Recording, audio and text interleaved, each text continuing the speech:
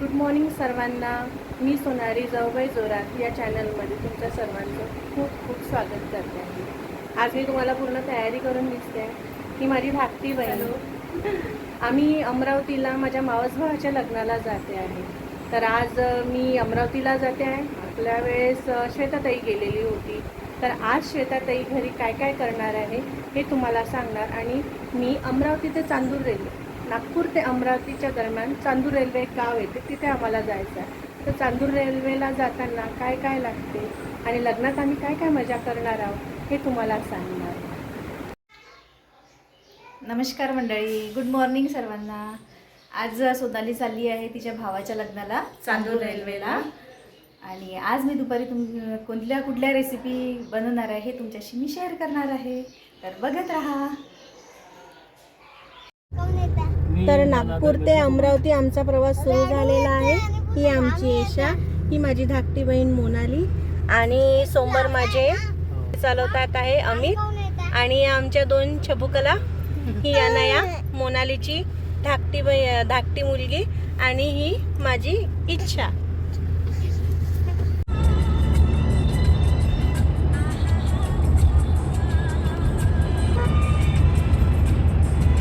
ऊन खूप जास्त असल्यामुळे फारसा असा व्हिडिओ मला काढता आला नाही, तब्येत खराब झाल्यामुळे.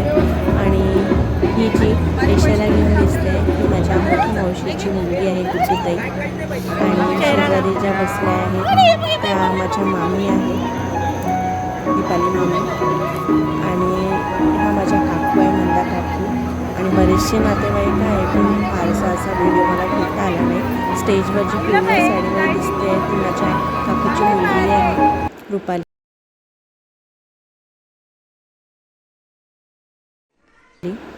मी काल रात्री इडलीचं बॅटर टाकलं होतं, ते अर्धा कुकर झालेलं होतं, म्हणजे कुकरच्या एवढं. आता तुम्ही बघू शकता फॉर्मेट होऊन ते पूर्ण कुकर भर होत आहे, झालेलं आहे.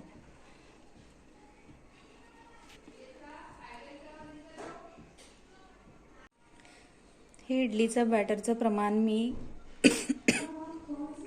3 ग्लास रेशनचे तांदूळ, 1.5 ग्लास उडदाची डाळ आणि पाऊण ग्लास जाडे पोहे असं प्रमाण घेतलेलं आहे.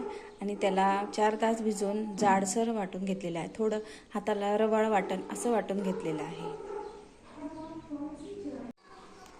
तुम्ही बघितलंच असेल किती फॉर्मेट झालं होतं. आणि मी ते घोटल्यानंतर आता ते खाली बसलेलं आहे सगळं. आणि यामध्ये मी चवीपुरतं मीठ टाकून घेत आहे.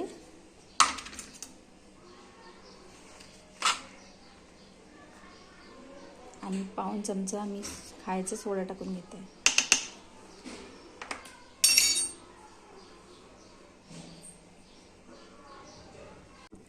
आणि मिश्रणाची कन्सिस्टन्सी तुम्ही बघू शकता, इतकं घट्ट हे मिश्रण पाहिजे, त्यामुळे आपली इडली छान फ्लफी, छान मऊ आणि सॉफ्ट होते.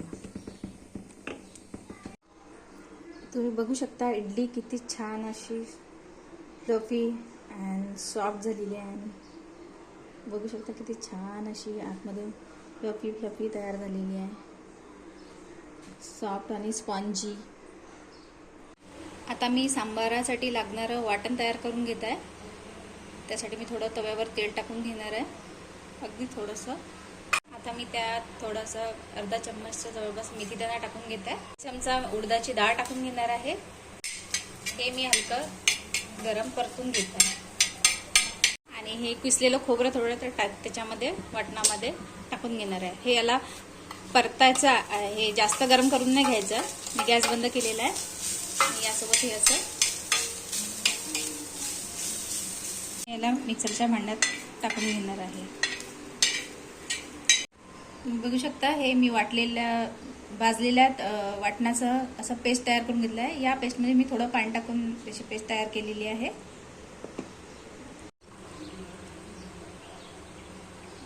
तेल टाकून घेतलेलं आहे यामध्ये मी, जास्त पण नाही. आता मी याचं वाटण तयार करून घेणार आहे सांबारासाठी. तुम्ही बघू शकता मी सांबारासाठी काय काय साहित्य घेतलेलं आहे. इथे चिंचेचा कोळ घेतलेला आहे. चिंच गरम पाण्यात भिजत घालून त्याला छान हाताने बारीक करून त्याचा पल काढून तयार केलेला आहे. इथे टोमॅटो घेतलेले आहे मोठे चिरून. इथे शेवगाच्या शेंगा घेतलेल्या आहे, माझ्याकडे होत्या अवेलेबल त्या. भोपळा घेतला आहे लाल, थोडंसंच होता, तुम्ही जास्त पण टाकू शकता. आणखी भाज्या तुम्ही मिक्स करू शकता. त्यात थोडा कढीपत्ता घेतलेला आहे, मोठे चिरलेले कांदे घेतलेले आहे, लाल मिरची घेतलेली आहे, गूळ घेतलेला आहे, त्यानंतर उडदाची डाळ घेतलेली आहे, सोप घेतलेली आहे, मेथी घेतलेली आहे, हिंग घेतलेला आहे, चवीनुसार मीठ, सांबार मसाला आणि तिखट मिठाचं पाळ. आता तुम्ही बघू शकता मी सांबार कसा फोडणी घालते. तेल गरम होत आलं आहे, यामध्ये मी थोडीशी मेथी घालणार आहे.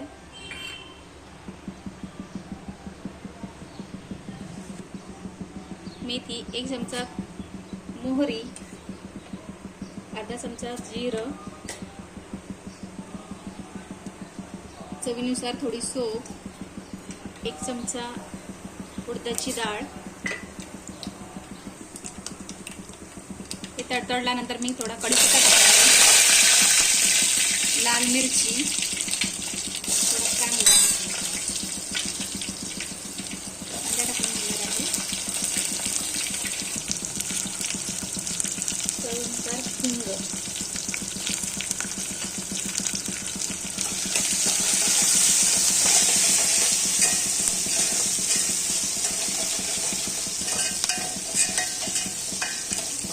कांदा असं मोठा टाकलेला आहे. ते सांबारमध्ये कांदा हा मोठा छान वाटतो म्हणून. लाल भोपळा टाकून घेतलेला आहे. कांद्याला जास्त लाल होऊ द्यायचं नाही आहे. तो ट्रान्सपरंट झाल्यानंतरच लगेच टाकायचं सर्व. आता मी शेवगाच्या शेंगा टाकून घेतलेल्या आहे. हे मी ना शिजवता डायरेक्ट टाकून घेतलेलं आहे, कोणी याला शिजवून पण घेतात. चवीनुसार लाल तिखट, 1 चमचा हळद, 1 चमचा भरून धनेपूड, थोडं जास्त टाकलेलं आहे, चवीनुसार मीठ.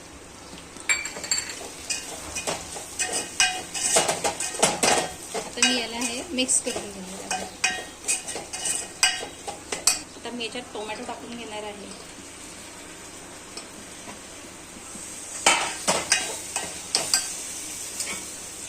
टोमॅटो टाकल्यानंतर जास्त टोमॅटो गळू द्यायचे नाही आहे.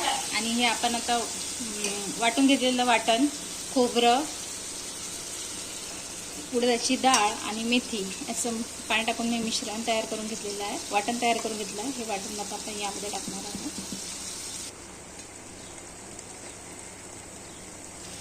यामध्ये मी मोठे 2 चमचे भरून सांबार मसाला टाकून घेत आहे.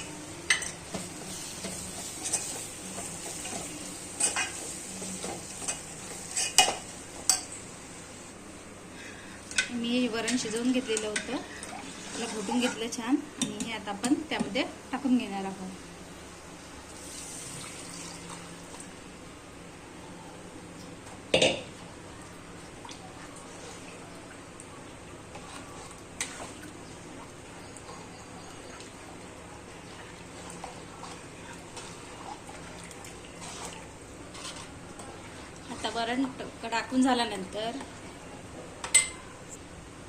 आता वरण टाकून झाल्यानंतर यामध्ये चिंचेचा कोळ टाकून घेणार आहे.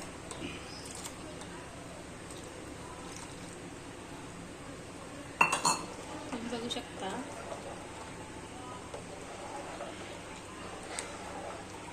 हे वरण टाकून घेतल्यानंतरच टाकायचं आहे. यामध्ये आपण थोडा गूळ टाकून घेणार आहे चवीनुसार.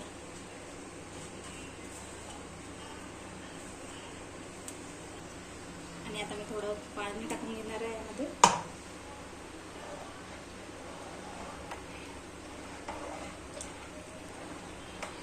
आणि आता याला घोटून घेतोय छान, एकजीव करून घेणार आहे. आता इडली सोबत खायला व्हाईट चटणी बनवून घेणार आहे. त्यासाठी मी ओलं खोबरं, कांदा आणि तडक्यासाठी लाल मिरची घेतलेली आहे. तर मिक्सरच्या भांड्यात ओलं खोबरं, चिरलेला कांदा,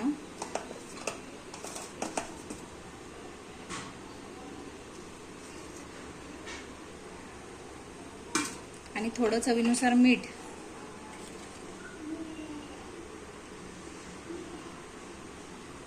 याचं वाटण तयार करून घेणार आहे.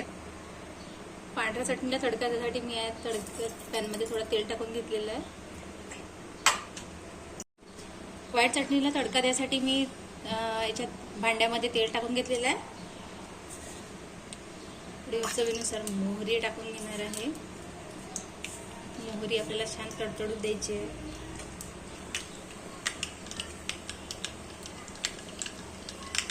मोहरी तडतडल्यानंतर आता जिरं टाकून घेतलं.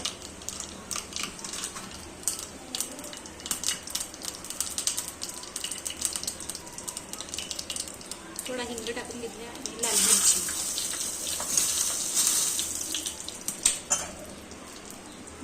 आपला तडका रेडी झालेला आहे.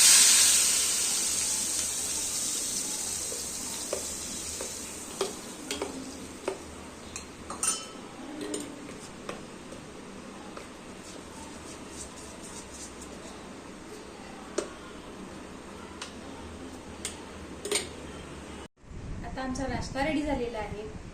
खोबरा कांद्याची चटणी, सांबार, इडली. मी सांगितलेल्या साहित्याप्रमाणे जर तुम्ही इडली, सांबार आणि चटणीचं जर प्रमाण घेतलं तर तुमची इडली सांबारची रेसिपी परफेक्ट अशी बनेल. फक्त व्हाईट चटणीसाठी तुम्ही कांदा आणि खोबरं कमी जास्त करू शकता. तयार झालेली आमची अशी रेडी प्लेट. तर या मग खायला.